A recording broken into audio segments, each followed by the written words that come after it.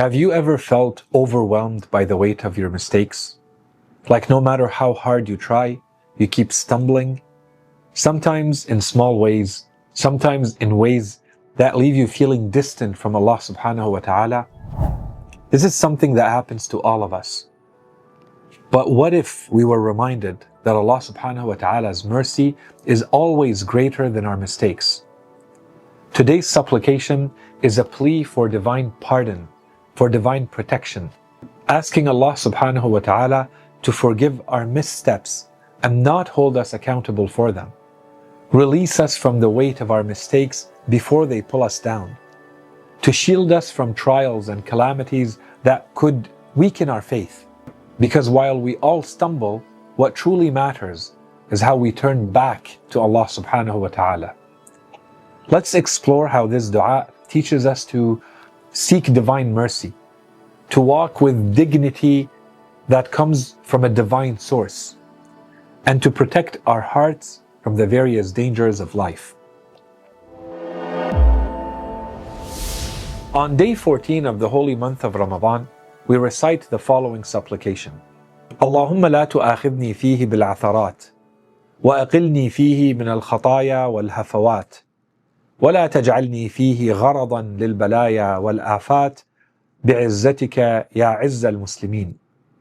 O God, do not hold me to account in it for my stumbles, and release me in it from my mistakes and blunders, and do not make me in it the target for trials and calamities. By your might, O might of all those who submit. This supplication is a reflection of three essential spiritual truths. One, we will all make mistakes, but Allah's mercy far exceeds all of our shortcomings.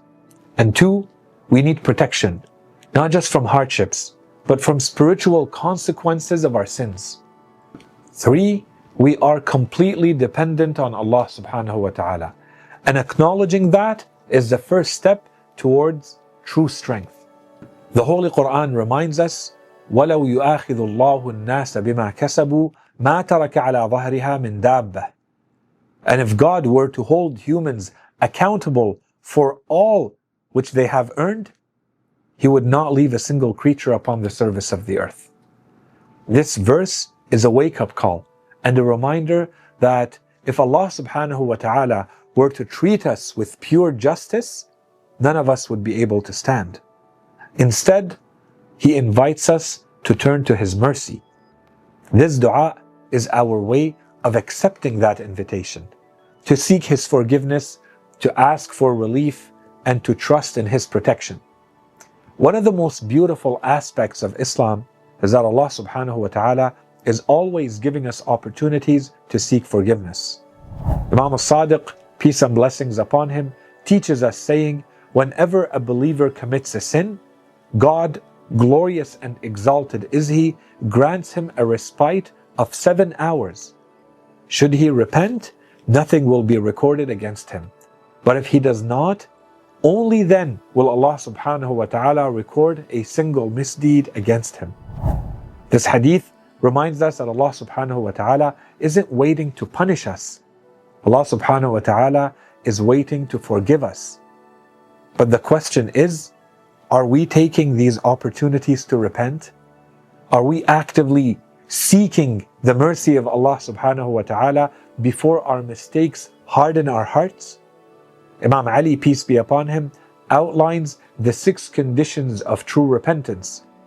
And the 3 that we need to focus on in our lives are regretting our past sins, stopping to do them in the present, and resolving never to return to them in the future.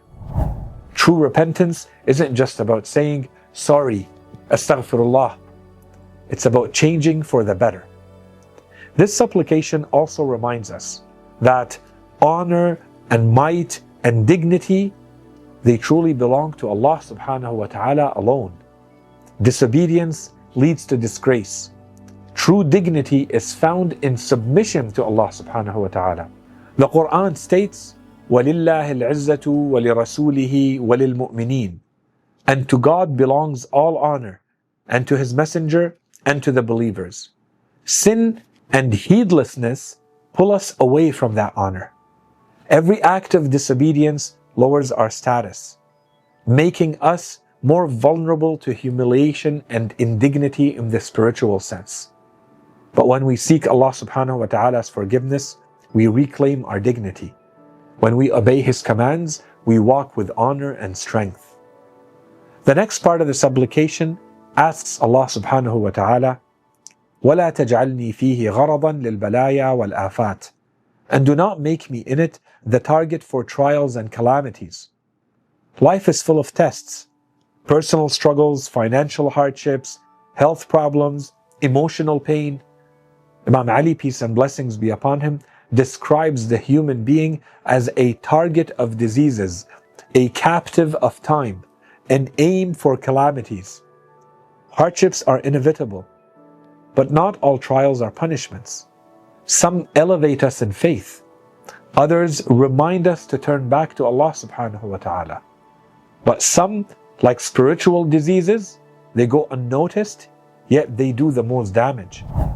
Imam al-Sadiq, peace and blessings upon him, explains the mindset of the righteous person by giving the example of the famous companion Abu Dhar by saying, Abu Dhar loved death, poverty, and affliction not because they were desirable, but because they were preferable to their opposites if they meant staying in obedience to God. Better to be poor in dignity than rich in disobedience. Better to face hardship with faith than live in ease without purpose. This supplication reminds us that true hardship isn't financial or physical. It's being spiritually disconnected from Allah subhanahu wa ta'ala and losing the purpose of our existence in this world. This dua teaches us that repentance brings relief, obedience brings dignity, hardship is not always harmful, but disobedience always is. Are we recognizing our mistakes and seeking forgiveness before it's too late? Are we protecting our honor by staying firm on the path of righteousness? Are we asking Allah subhanahu wa ta'ala to shield us from the trials that could weaken our faith? The Holy Quran reminds us, يَا أَيُّهَا النَّاسِ أَنْتُمُ الْفُقَرَاءُ إِلَى اللَّهِ وَاللَّهُ هُوَ الْغَنِيُّ الْحَمِيدُ. O humankind, it is you who stand in need of God, while God is the one who is self-sufficient, praiseworthy. May we always turn to Allah subhanahu wa ta'ala in repentance before our mistakes become burdens. May we walk with dignity and faith, avoiding anything that leads to humiliation. May we be shielded from hardships that shake our faith and strengthened in trials that bring us closer to Him. Because in the end, it is Allah's mercy, not our deeds, that will save us.